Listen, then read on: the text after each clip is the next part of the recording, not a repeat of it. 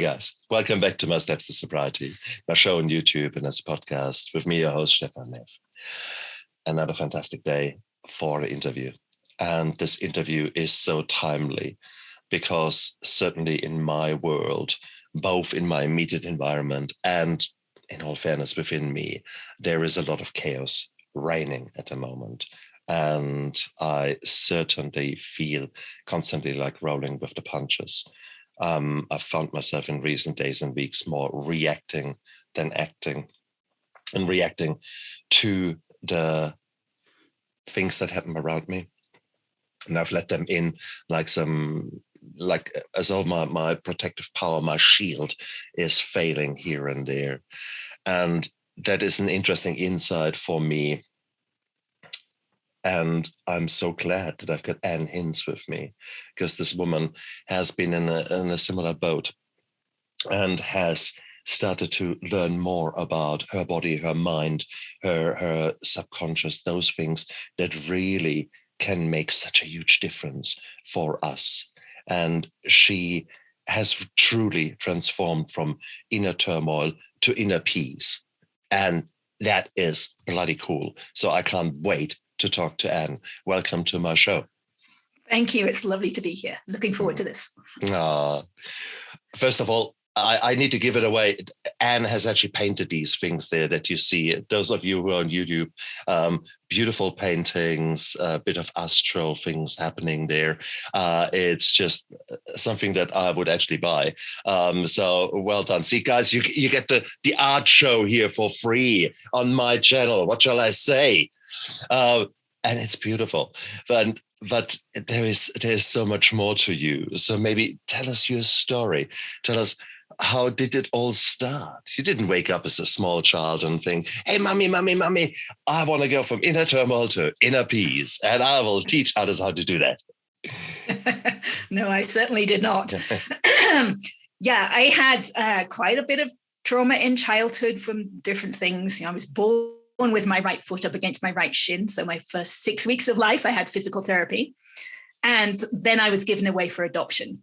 So that was going to happen anyway, but I had to wait for the physical therapy. And I was adopted into a family that had just experienced a trauma because they had my older brother, my adopted brother, who was 2, and then they adopted another little girl and they raised her for 6 months. And then that birth mother changed her mind and took that baby back.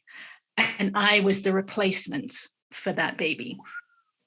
So they had to go through that first 6 months again with another baby, which, think about how difficult the first 6 months is with any child, but then to have to do it back to back and not know for sure that this birth mother wasn't going to change her mind as well.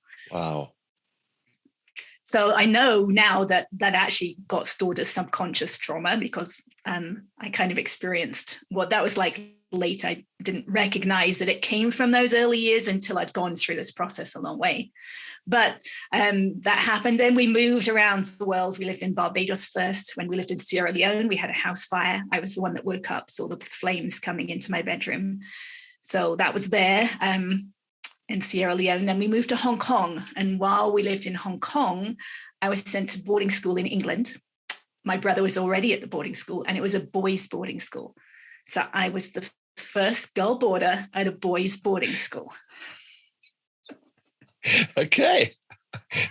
Keep going, because okay. Well, actually, it's spooky. Okay, very, very spooky here, and I did not know all of that. As it so happened, I lived around the world. I lived in Sierra Leone. I was there for 6 months. I was one of about 9 boys in a girls' school of 900. So keep going with your story. You're my long lost twin sister, for crying out loud. Keep coming. Okay. Well, those 2 years at the boys' boarding school were really hell because I was teased horrifically and mercilessly for those 2 years. So that really sat inside of me. And then, went into teenage years. I actually went to girls' boarding school next. And we moved from Hong Kong to Bahrain, lived in Bahrain. Have you been lived in Bahrain? No. No. Okay. That's finally where we diverge. Okay. But during my teenage years, both of my parents became alcoholics. So that was a difficult time. I actually believe that my mother, they always drank. We were from England. Pubs were part of life. Even when we lived around the world, they were always drinking, but they didn't do it to such an extreme. And when I was 13, my brother was 15. That was the time period we lived in England, in Cornwall. And that's when we were told that we were adopted. We weren't told till 13 and 15. And it was that time frame as well that my mother asked if it would be okay if she left us. And if she left us with our dad, who had a lot of anger issues. So we said no. I mean, I don't know what else I would have said. I didn't want the family to break apart. I didn't want her to leave. So she wasn't strong enough to make her own commitments of what she needed to do for herself, and she stayed. And I think that was probably the turning point. I don't know, because she's no longer here and I never asked her. But I think that's where she really started drinking more and more. And then when I was 19, we were told that she had cancer. She had throat and lung cancer, I believe, from smoking and drinking. So we knew that she wasn't going to survive much longer. But I woke up one morning and found her dead in the bathroom. And it was a tumor that had burst in her throat. So it was a sudden death. We weren't expecting it at that point. So that was a big trauma for me at that time. And I didn't know what to do with it. We never talked about emotions. I didn't even know what therapy was. I didn't know it existed. So I didn't know there was anything to do other than just carry on with life and suppress it all. So that's what I did. Yeah, so then it wasn't until I was in my late 30s. Now, I hadn't been a very physically healthy person in my 20s and 30s, and I did a lot of dietary work. I did cleanses and fasts and tried to actually get healthier that way, not realizing that a lot of it stemmed from my past. So it was in my late 30s, and I had like a business altercation with a couple of other mothers. They thought I'd done something wrong. I didn't think I'd done something wrong. But my mind just went out of control, was spinning and going over and over what had happened and how they talked to me. And, these were two very self-confident women, and I was not. So I couldn't sleep for days. And it was at that point that I realized, that feels a little bit like how I would react when my dad would tell me I'd done something wrong. And that was the first inkling I had that maybe there's some things in my childhood that I have not dealt with yet, which sounds kind of funny to say that at this point, given how much I know there is or was. Oh, we don't realize that. It sounds like a cliche. And you think my childhood, you get in some Hollywood films, people make jokes about it and then they down a vodka or whiskey and it's all fine. And yeah, so it's beautiful that you went down that road. So keep going with your story. So it was around that time frame that I went to a doctor's appointment. I don't remember why I went, but he recognized I was more stressed than I should be because I was a stay-at-home mother with 2 young boys, which can itself be stressful, but he recognized I was more stressed. And so he asked me on a scale of 0 through 10 what my stress level was, and I said it was an 8. And then he asked me why. And that's when I knew it was finding my mother 20 years earlier at this point, because the tears were still just under the surface, right? My eyes would water just when I thought about it. So that's when he used this technique with me. It's called EFT, short for Emotional Freedom Technique. It's also called tapping. It's a little odd, to be honest. So he used it with me for about 15 minutes. And I walked away from that appointment being able to tell the story in my mind without the tears there. And that was the first time I realized that we actually hold these memories and these emotions physically stuck in our bodies and that we can actually release it. So it was eye-opening for me. So I went home and learned it because it was given away by the person who developed it for free, Gary Craig. He just gave it away. So you could go and learn it online. It's available for free. Anyone can do it. And you can learn it in about 5 to 10 minutes. It's very simple. And that's sometimes part of the problem, right? You don't think anything that simple is that powerful. But I was an engineer. I was a software engineer. I had that kind of mind as well. So I liked to know something works before I spend time using it. So I wanted to test it out. So I had an old cat at home, 17-year-old cat, who was failing. So we were told we needed to give him a daily saline shot, right? An injection of saline. And I hated injections, always did. I had so many because I'd lived all over the world. Maybe you did too.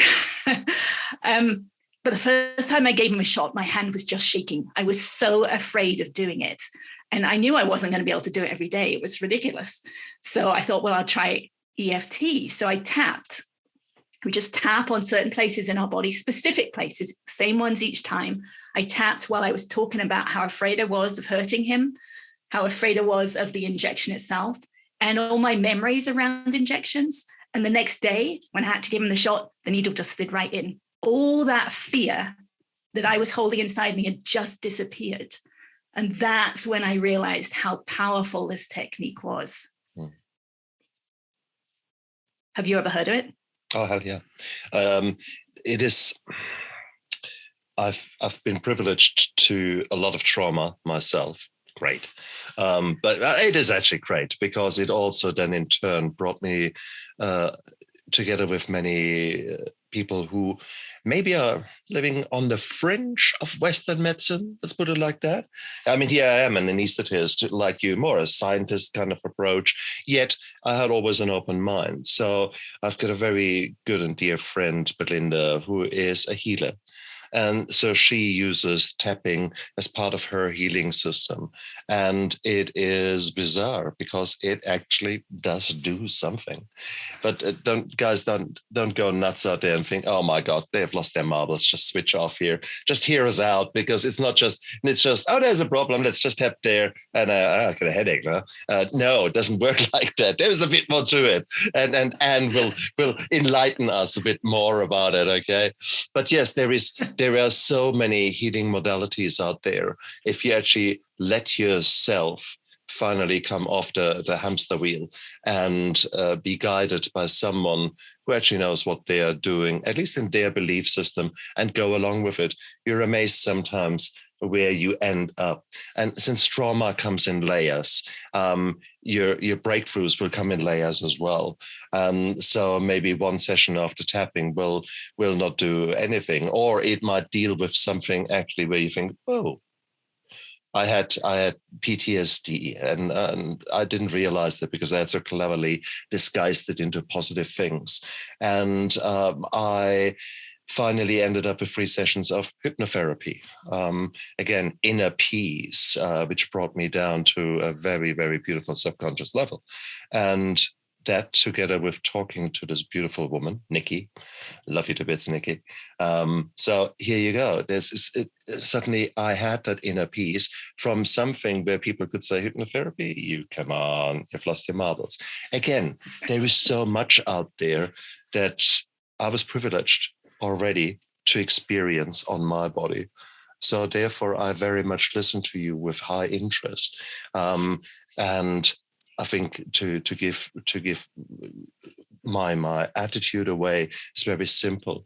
There are so many things that we have no clue about, that Western medicine cannot explain, that the link between the soul, the deeper subconscious levels of our body and our real body, our physical body, is so intense, but we have no bloody clue about it. It's only about the last 5 or 10 years that the scientists start learning about it. With more functional MRIs, we can suddenly see things happening.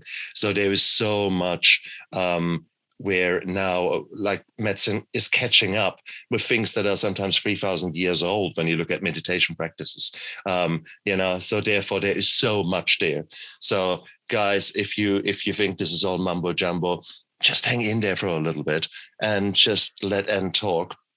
And let's actually explore a little bit more, because the proof lies in the pudding, and the pudding is about to be served, because I know where Ann's story goes. And continue. Okay, good. I just want to throw in one thing there. Is I believe at this point that the more trauma we have in childhood, the greater our capacity for spiritual growth. Doesn't mean we'll go there, right? As you just said, you have to make that decision. But once we do, I think we have a greater capacity for that growth. Or a greater need even, or a greater, something like, imagine you're an arrow and you're being pulled back. The more trauma is, the more pull is on the arrow. And then once you release it, the chance that you are going far. Right. But it doesn't necessarily mean that we actually do that work. Touché. My brother didn't. My brother has already died from alcohol. So, and exactly. He had similar trauma. Yes. So, exactly. And please keep going and enlighten me, because this is. So amazing. I started to use EFT every day. I started tapping. I started noticing. That's the first part, is actually noticing when we're becoming emotional during the day. So I would notice that, and I would tap. I would tap and come back to peace, let that emotion out. So I might be frustrated that something's happening. Someone's pulled out in front of me. I tap, let it go. And as time went on, it got easier to notice that closer and closer to the time that it happened. Sometimes, oh yes, I can look back at the end of the day and realize, oh, I was emotional then. But, as time goes on, you can catch it more in the moment. And I noticed my mind starting to become quieter, but I wanted more. And I knew that you could write down every memory from childhood, every trauma. I used every emotional memory from my earlier life. I wrote them all down, multiple pages, 3 or 4 pages, I think. And I tapped through one each night for about an hour to an hour and a half each night. And I found my mind becoming quiet.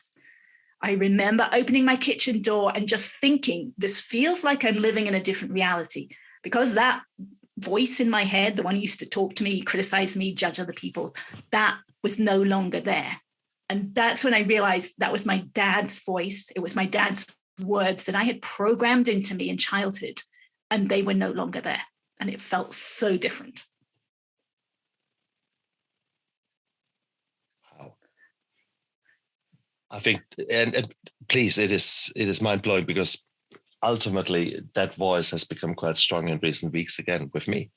These voices and these kind of repeated flashbacks of things that happened 30, 40, 50 years ago, yet they, my brain still gives me flashbacks literally to that. And I've got a physical response. I often go like that, as if someone punches me in the stomach. Just with the memory of the memory. That's what you can tap. Yeah, it typically happens when I'm driving, so I can't just. It's maybe a bit tricky. I've got a wrong car. I still need to have hands on steering wheel. I don't agree. I don't suggest anyone does that to begin with, but after you've done it enough, I can easily tap when I'm driving, no problem. Right, but that's a good point. It is. What you're saying is actually, to rephrase it, you have done actually a lot of work on yourself. You've learned a lot of insights, and then you've started practicing, similar to someone going to the gym and started working out. The first few times you feel like an idiot, and the first few times you feel weak and, oh God, what am I doing here? And then 2 months later, you're a very different person, provided you have actually put the time in, the repetitions in, regardless of what it is in your life that you want to work at. If you want to become a master in it, well, there are 10,000 hours that are waiting to be done in that field before you're a master. Like it or lump, it doesn't matter if it's violin or if it is mathematics or if it is whatever it is. Equally, imagine if you were actually to spend 10,000 hours learning about your body, learning about your mind, learning about what really deeply inside drives you, and then learning ways how to manipulate that for the greater good, for you to become a person that you like more than the person that you are now. How amazing would that be? Yeah. And so it's finding those words, right? And actually, or that voice in the head, and you can you can repeat those words. So much of our life, we actually spend putting up a barrier or rejecting what it is we're actually thinking, right? So, after, I don't know how many months of doing this work, but I became better at accepting, because it's all about accepting what we're actually feeling in the moment. That's what tapping does. I'm feeling sad, and that's okay, right? And I can tap on the sadness. So I actually got to the point where I tapped on, I hate myself. Now, people will say, you shouldn't say that, right? So many people say, don't say that. You shouldn't say you hate yourself. But if that's what I'm actually feeling, if I tap using that and let the energy of that phrase go, then there's no charge to it anymore. I can say I hate myself and it's totally fine, right? There's no reaction inside of me. So I also tapped on all my triggers, right? We've all got triggers, right? You don't want to say this to that person, right? I think when we're growing up around alcoholics, we know there's triggers. We can say all sorts of things. So if I've got triggers, that's my reaction, right? I react to something. So if I tap on those triggers and let that go, I'm no longer triggered by the same thing, right? And I started to understand the law of attraction. You know, people use that in terms of manifestation. I'm not talking necessarily in terms of trying to do anything, but it's working all the time. Every second of every day, we're emitting a signal and we're attracting back into our future based on that signal. So how can I change what I'm getting in my life? I can only change it in my now by how I'm feeling right now. My reactions are big signals. So if I'm reacting in anger, that's my signal and I'm attracting it back to my future. If I want my future to change, I can change this reaction right now, come back to peace, and then that's my signal. So do that often enough, right? The same trigger. Catch yourself in the reaction, tap it out, come back to peace. Your signal is now peace. So next time you won't react in quite the same way. It will be less intense. And do it again, then the next time there will be less intensity again. And eventually it's no longer a trigger. And you're changing your future when you're doing that. So I started to ask myself during the day, say, well, how am I feeling right now? And do I want to feel this way again in the future? And if I don't, well, then I'll tap, I'll take a deep breath, right? Come back to peace now. And then that's my signal. So that's what I used quite a lot on my journey. But what I realized EFT is doing is opening up the subconscious mind. It's allowing a greater depth of awareness. So I started to become aware of how I felt during the day, aware of my emotions, because I hadn't been in the past, because I'd suppressed it all. So I became aware of the emotions, but then underneath every emotion is a set of physical sensations, right? So we use the word frustration or anger or sadness, but sadness is a set of physical sensations, right? Because we learn this in childhood. We say to a child, when we see them feeling a certain way, we say, oh, you're sad. Then we start to use that word and we dissociate from those physical sensations. So this is reversing that process. So I started to become aware of those physical sensations. I could actually feel them in my body. Now, I couldn't have done this when I started, but now I'm a year or two into this process and I could feel them. Now, some people like empaths already have that feeling, right? They can feel those things in their body. So I was just developing this. And when I got to this point, which felt like the second step on my journey, I would actually not tap anymore. I would focus my attention on those physical sensations. And I would hold my awareness on it and it would shift. This tension that was inside would shift. So I would actually do this at the kitchen sink. I'd be doing the dishes, think a thought, recognize that thought was emotional, right? I was feeling frustrated or fearful was my normal. When I recognized this thought, has fear underneath it, I'd feel where that fear is in my body. And I would stop. I would hold myself like a statue so that I could focus on that tension. And then it would shift. And then I'd think that thought again, feel it again, and it would shift. And I would do it over and over again until that thought no longer had emotion attached to it. So if I was thinking that thought, I hate myself, right, which I talked about, I would feel it again and again and again and again until it was free. So I call this feeling your feelings, kind of an obvious name, But it actually took some practice to actually be able to do it, because those feelings, those sensations were so used to being suppressed. They didn't know how to be felt and accepted and let go of. Oh, look, honestly, this is so important, what you're saying there, because that's ultimately why we drink. We want to escape our reality. That's why we use sugar. That's why we use sex, why we use gambling, all that. We want to escape our reality. We hate certain feelings. We don't know what to do about them. When they start coming on, most of us don't recognize it to start off with. And then when they're at their height, washing over us like a tsunami wave, then you say, oh my God, I really don't like that. And then you very quickly go to what your body has learned is such an effective coping mechanism. Because there you go. You've got, at the moment you snort that line or put that tablet in your mouth, suddenly the pain disappears. You don't have to cope. You don't have to think. And the feelings change. How beautiful is that? So been there, done that so many times with alcohol. And the very first thing you do in recovery or in your rehabilitation is that you stop using. So the first week in rehab hospital are not nice because you're actually getting detoxed. But then very quickly, the very first few sessions are about feelings, are about you actually feeling your emotions.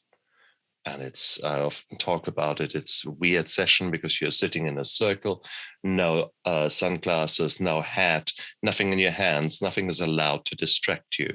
And then our facilitator just sat there and said nothing. And there was this leaden silence. They've got 16 broken people around.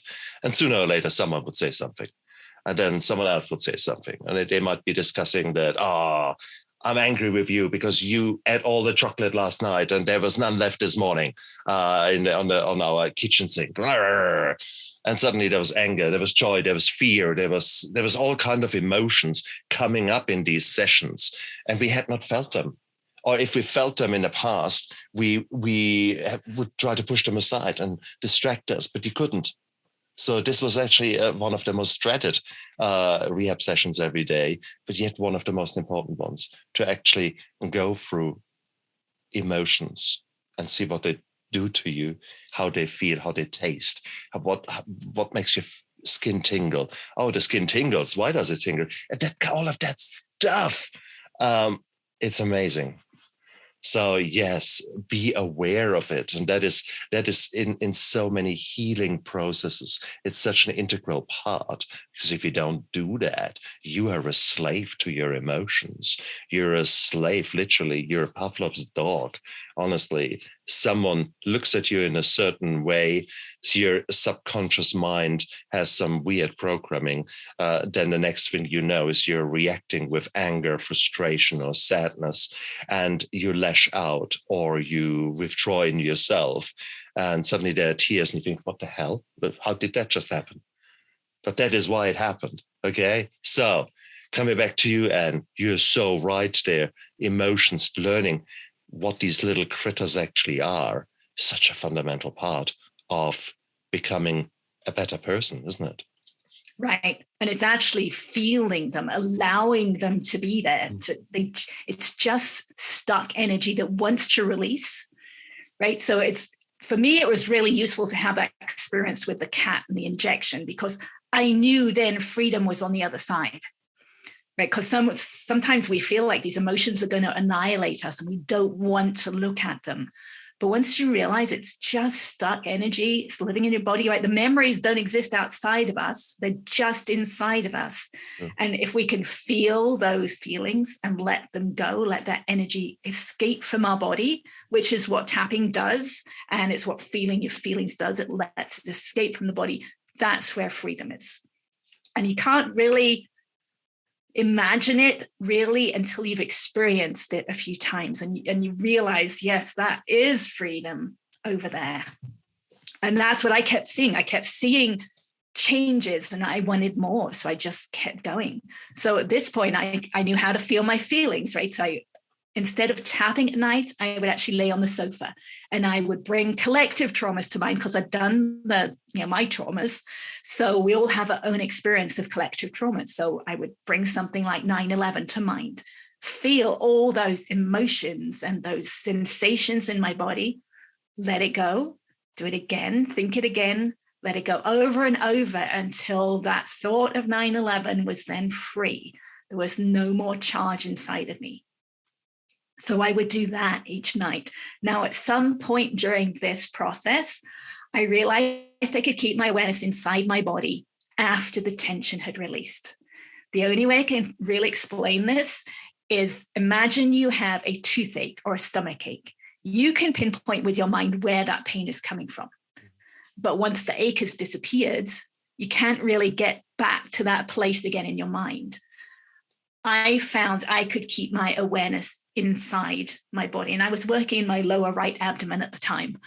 And I could put my awareness back inside. And it was really weird. Never heard of anyone doing it before. Didn't really know what I was doing, but I just kept playing with it. It's like, can I do that again? That's weird. Could I do it again? And if I can, and when I can I just move my awareness around? And I realized that I could.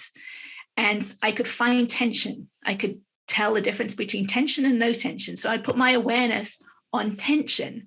And then I would do the same thing. I would hold my awareness on the tension and it would shift. And then I would put my awareness back there and it would shift. So I'd do this again and again, but now I'm doing it at a deeper level than the physical sensations and a deeper level than I was with EFT.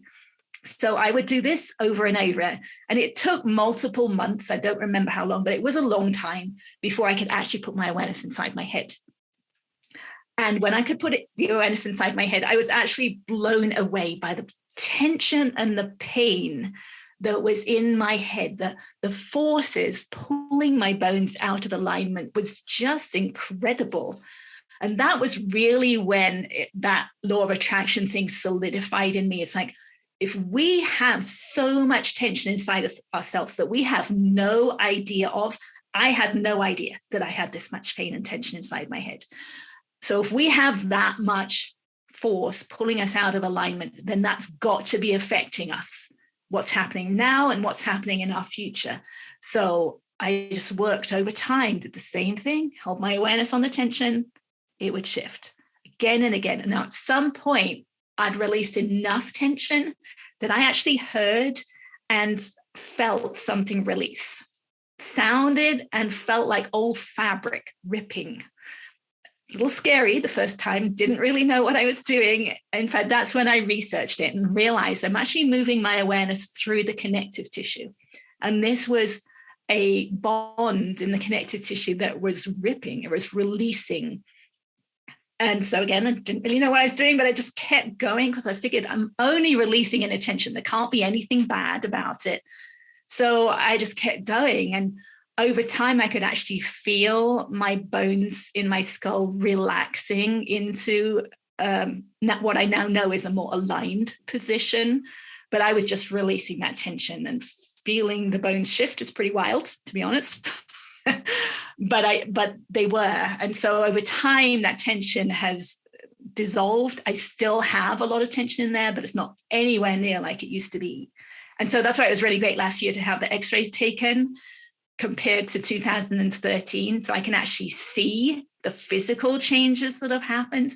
I didn't even know those bones, the eye socket bones could move, but my eye sockets have aligned. My jaw, which was way off to the side, is now more in the center. My neck, I have scoliosis, and I think it was probably from being born with my foot up against my shin because my whole body is torqued. So that is releasing, it's unwinding. So my neck is straighter and I have grown 1/2 inch as a 55-year-old, which is pretty cool. Wow. And again, just for someone out there who has not been exposed to these kind of things, that sounds like so bullshit. Yet, if you were to go to an osteopath, what would this osteopath do? He would very closely go over your body, would look at alignments and would click a bit here, move a bit there, put a wedge in underneath your pelvis there, press on points that you didn't know you had. When you ask him, what the hell are you doing? Oh, I'm releasing your iliopsoas, or that is your diaphragm I'm releasing. Take your hand out of my chest, will you?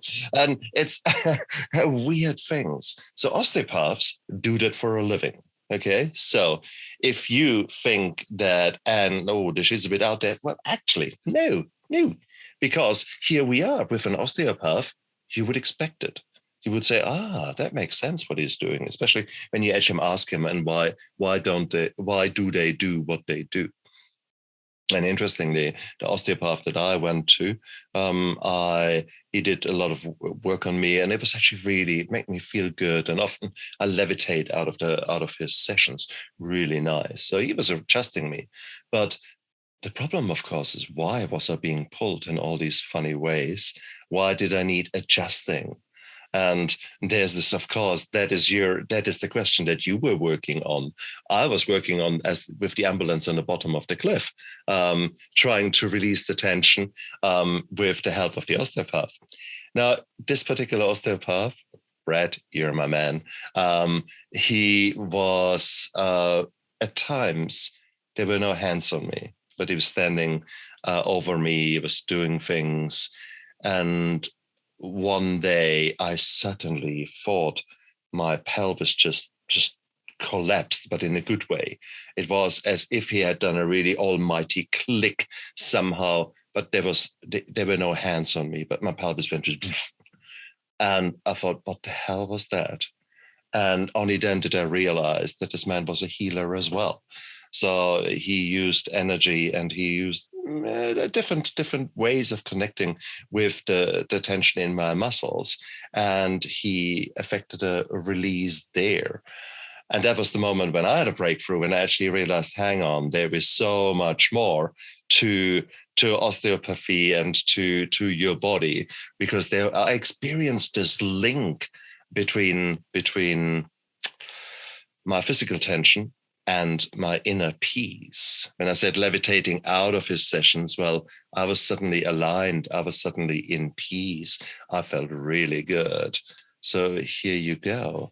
So a very similar experience coming from a very reputable thing. I mean, thousands, millions of people go to osteopaths to get them aligned.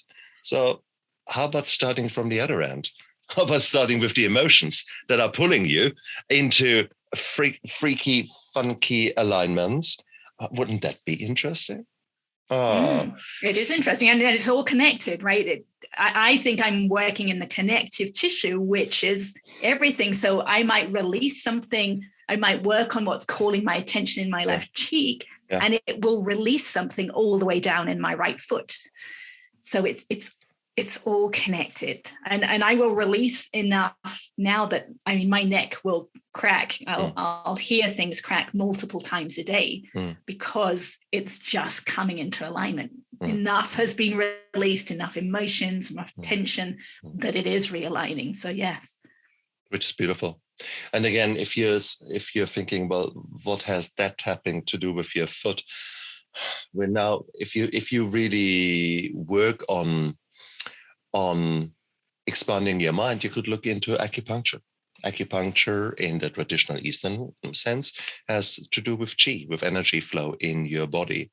And there are certain highways in your body, they're called meridians, and there are certain points, which are sort of the stops on the highway, the filling stations on the highway.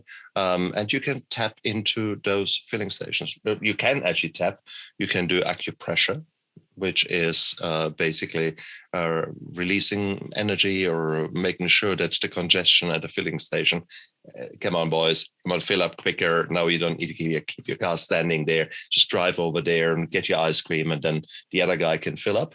And suddenly the congestion on that filling station is gone, and we can sort of move on. So that's what acupuncture does in a very simplified way. But again, it works on the tissues. It works on energy flow and realigns you. So therefore, there are links there between different parts of your body, and also between the outside of the body and the inside of the body. We see that as Western physicians, if we actually really pay attention. There's the field of functional medicine and psychosomatic medicine, which link very closely those things that go wrong in your body with actually your mind, with actually your thoughts. And there can be very, very powerful causal relationships. So again, this is something that is getting more and more recognized, more and more accepted in daily practice, where we can have so many breakthroughs. In my field of interest, my sobriety, because that's where I started ultimately numbing myself or trying to escape so much of my trauma that I completely relied on alcohol. Now, my last 8 years, they were a complete renaissance, I must say. Renaissance also in a degree of awareness about those links in my body. And you brought out quite a lot of thoughts in me and quite a lot of realizations, which absolutely are aligning with what you are saying.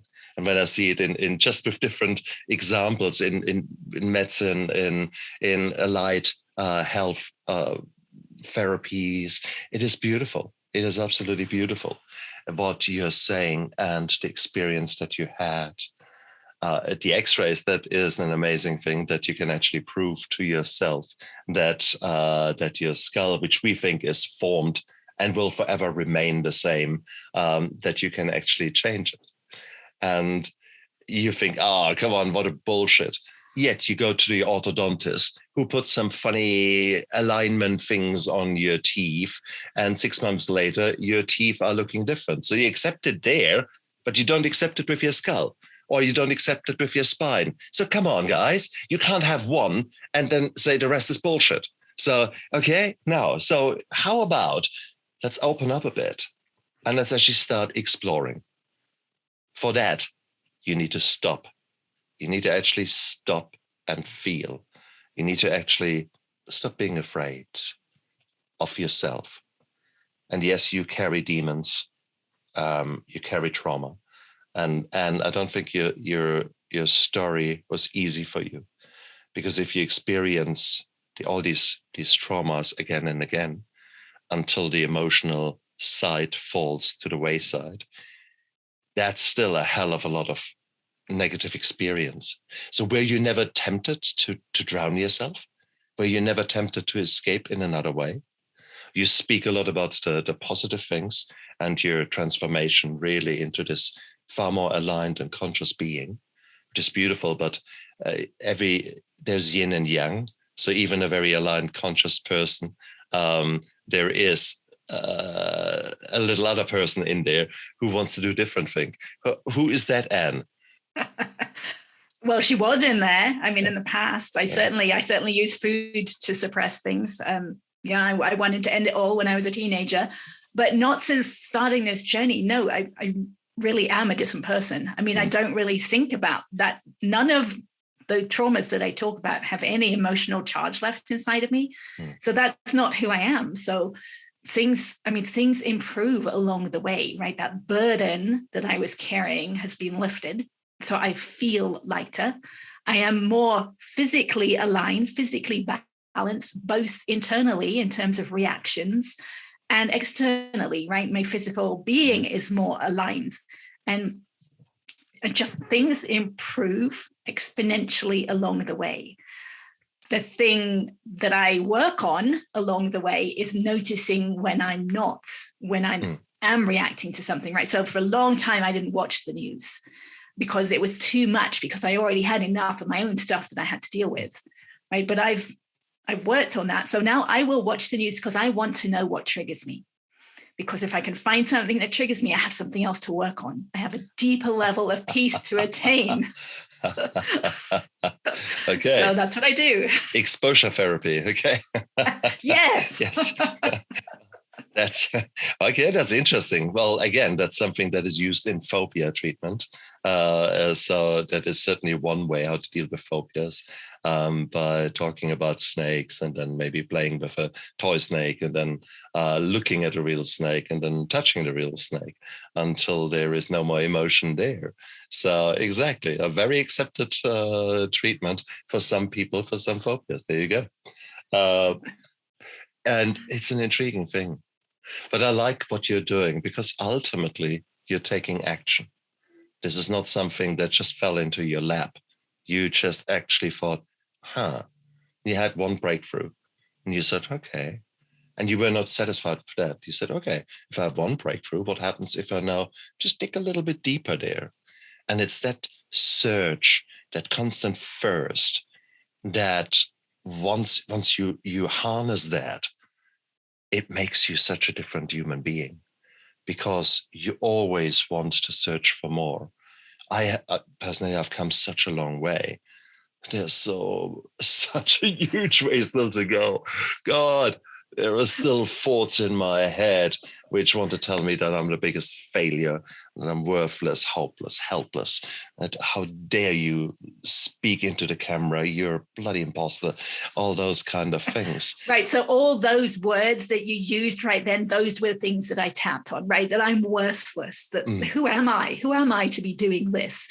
Right. All those words, if I tapped on them or felt those feelings, the emotion behind them will disappear and they will stop coming into my mind. And that's beautiful. Certainly that tapping works for you. And that's beautiful.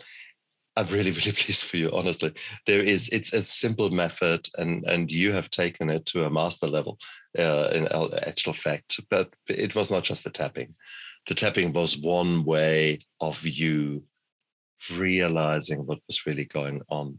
I think that many of the insights that you described to me was certainly that your analytical mind came to found a relationship that then brought you peace. You understood suddenly what was happening and your mind did not endlessly search for meaning when you suddenly said, that's the breakthrough. That's exactly what happened with hypnosis and PTSD with me.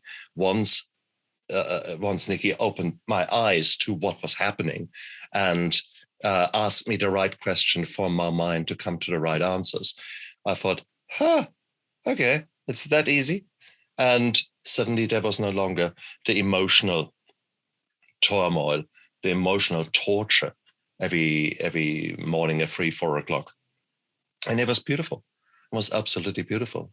So the funky, intrusive thoughts and dreams are a thing of the past. They from now and then come out, but nothing too wild. But it was recognizing that. And that's again something that you pointed to, and I just want to emphasize it. You were talking about empaths who have already an innate ability to feel the links within your body, to feel what is going on. Many of us don't. Many of us are just distracted, and we have lost the ability to tap into our emotion. Wrong choice of words in this setting. To actually to see what is happening in your body. We have lost that ability. We are simply responding like animals, and that is something that you can very easily change, but it's not something that happens quick. It's something that happens, as I said, the healing happens in layers, and it won't happen all at the same time. It can't, because your mind would melt if suddenly all the trauma comes out and you have to deal with absolutely everything. No. How do you eat? That really came home to me once when I was able to put my awareness inside my head, right? If I had been aware of that pain and those forces early on in the journey, I could not have dealt with them because it was too much. Absolutely. So each step along the way, you're just shown the next step, and then that work on that, and then you're shown the next one. As you said, layer by layer process. And you actually made the time in your life to deal with that. you said you actually wrote the negative thoughts down. Now, that would have taken quite a few hours, but you actually didn't distract yourself. You actually did the work. You did the hard work. And I really wanted to change. A good point. Good point. And maybe you're highlighting that for me, because the last time I did something like that was basically early in my recovery. That was 8 years ago. So maybe high time, because if I'm still saying there are these intrusive thoughts in the sense of these little voices that do the imposter, well, let's write them down. Let's write the traumas down. What were the last 24 hours? What triggered me? How did I respond? And actually truly put a spotlight on yourself. You might be amazed what is coming out. And then you've got 2-3 pages, as in your case. And you might say, whoa. And then you look at it and one thing will stand out. That is for sure, because you have actually formulated something. You've written it down. So suddenly there it is in front of you. And the exact words that you have written down were chosen by your subconscious. So it was not perfectly made up prose. No, it typically comes out and then you read it and think, okay. And it will stand out and you can deal with it. And then once you've dealt with that, come back to that list and something else will stand out and you can work with it. So suddenly you break things down into manageable sizes, little bites that you can actually start going. How do you walk 10,000 miles? Well, you start with putting the right foot forward and take the first step. Don't look at 10,000 miles, look at the first step. And then you've done the first step and okay. After a few steps, you're warmed up and suddenly the first steps hurt a bit, but now you're going and, it's actually quite nice. And that's exactly what recovery is like. That's exactly what healing is like, from healing from the trauma that inevitably you've had, guys. And when we say trauma, this is not a competition. Who has got the goriest memories? Who has got the worst possible trauma? No, each trauma is unique. And it might be little things in the eyes of some people that really have such a huge impact on you. The way your mum spoke to you the first time when you were excited about, look, mum, let me show you. Oh, go away. And this rejection, betrayal might be such a deeply laid thing that then in subsequent weeks, months, years, that was just imprinted more and more. And your body recognized, look, the way he or she talks to me, that's betrayal. That fits into that little category. And then you lay it on trauma upon trauma upon trauma. You take the axe and hit the same bit in the tree. Well, guess what? That scar in the tree will get deeper and deeper and deeper. So yeah, time to actually find those scars and time to actually start healing there. But it will take time, and you will find on your tree, you will find so many imprints of axes. It's no longer funny. So, and you're an amazing woman, Anne. You have actually allowed yourself to become open to that. You have allowed yourself to look deeply inside and begin experiencing your body with an insight that is lacking in so many other people out there. Yeah, it just took dedication. I think one of the things people don't realize is it feels really good to release tension that's been stored in the body for that long. Yeah. It feels really good. And even working at the level of just the memories, just the words, working with something like EFT at that first step, it's still releasing dis-ease inside the physical body, right? So I love that analogy of the tree and the cutting of the wood. You're working at that deep level of the physical tree, even when you're just tapping out of a memory that you remember something happened and someone said something that you didn't like. So, my story goes deeper and deeper, and I'm actually working on the cutting of the wood itself, right? Deep inside the wood.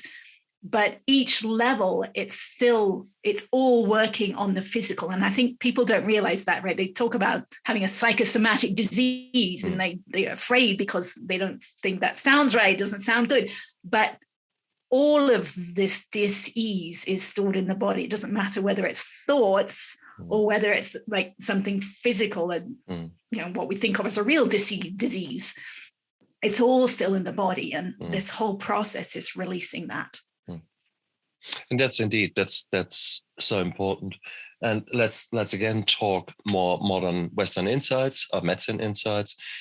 Probably up to 90% of diseases that are treated by doctors are actually at least partially or wholly caused by stress.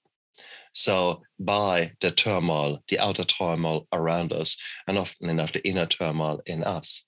So if we were suddenly to learn techniques that allow us to come to inner peace, wouldn't that be an amazing thing?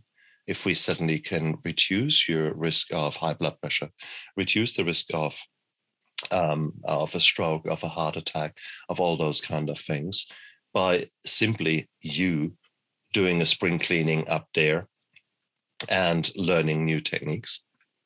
Would that not be cool if you could actually undo the damage of time? Now that sounds stupid. Come on, Stefan, you've lost it now.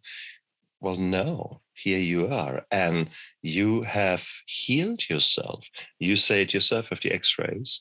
The issues lie in the tissues. So by you releasing the tension in your mind, and then the tension of muscles that pull the wrong way on bones, if you suddenly have that all changing and your body, and give your body the peace and relaxation that it needs to heal. So you get out of the fight and flight, out of the adrenaline and cortisol, into the parasympathetic nervous system, and actually start experiencing meditation, techniques such as the tapping, any technique that makes sense to you and that allows you to move forward into that direction. How beautiful is that? So, and there are quite a number of techniques out there. So there is so much out there, and not everything is for everyone. So, and maybe you don't get access to certain things in your neck of the woods, but if you were actually to start exploring, you would be amazed which wonderful people you can align yourself with, who you can learn from. So, and you're convinced about your method that has certainly helped you and is allowing you breakthroughs in your own thing. And I know you want to share your knowledge. Where can people actually find you?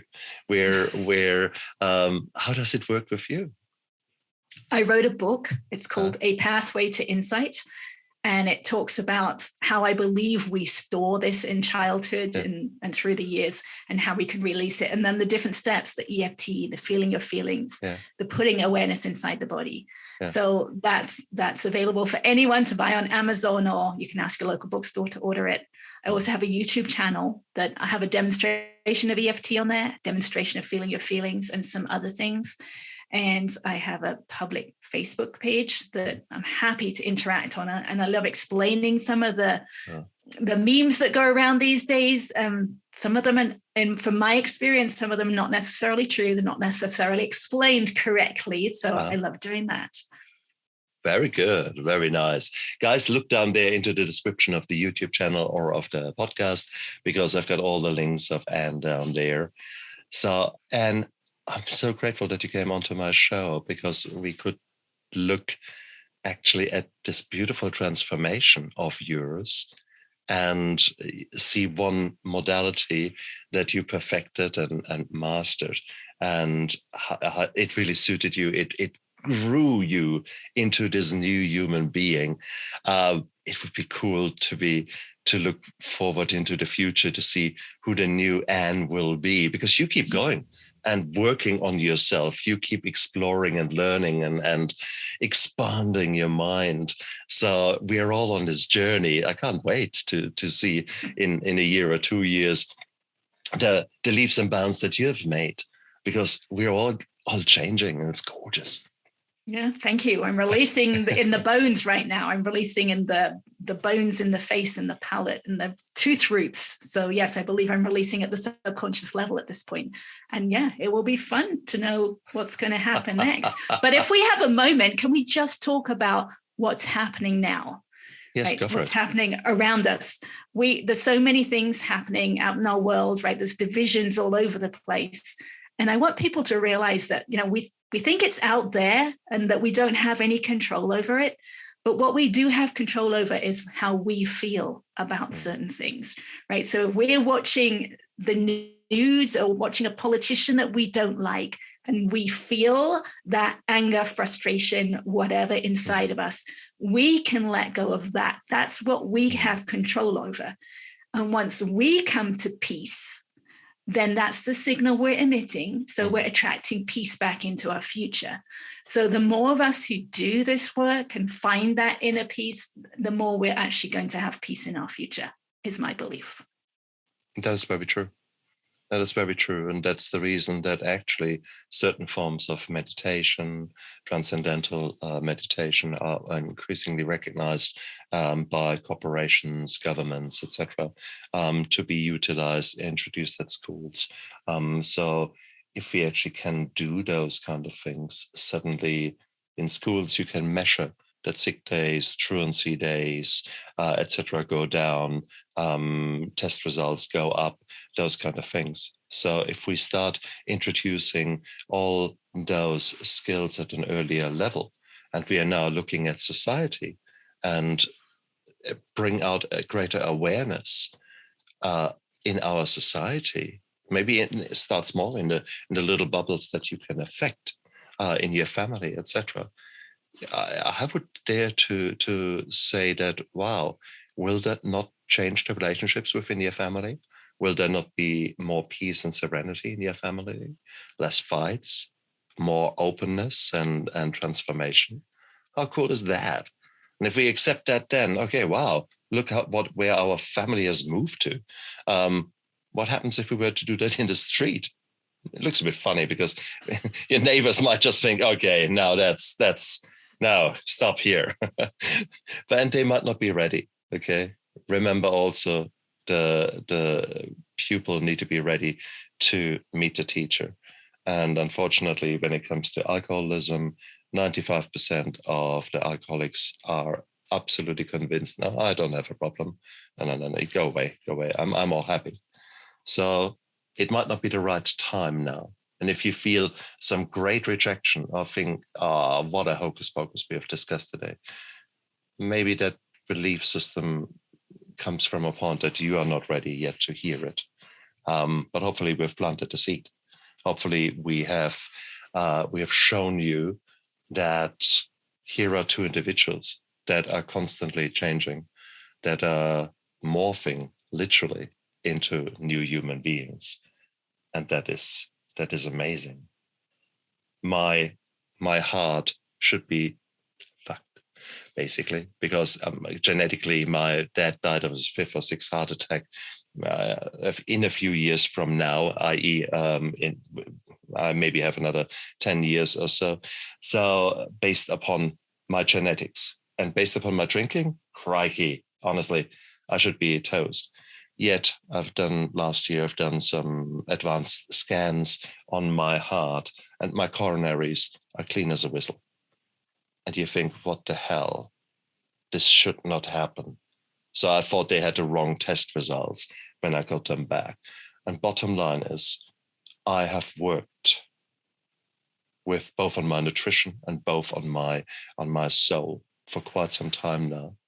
And I've undone changes that were no doubt there.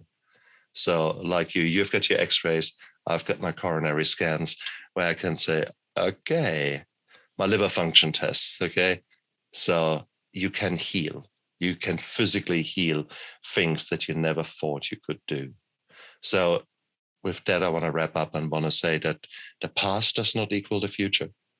And don't give up, because bottom line is, you might be treading water now, but hopefully we have guided you towards a direction that might help you to actually steer towards more purpose and towards more healing and towards more a path of enlightenment. If these are the words that ring a bell with you, that's certainly transformation, certainly something that makes you a new, wonderful human being, where you're proud to wake up in the morning and you actually can't wait to get up and explore more of the beautiful day that is awaiting ahead of you.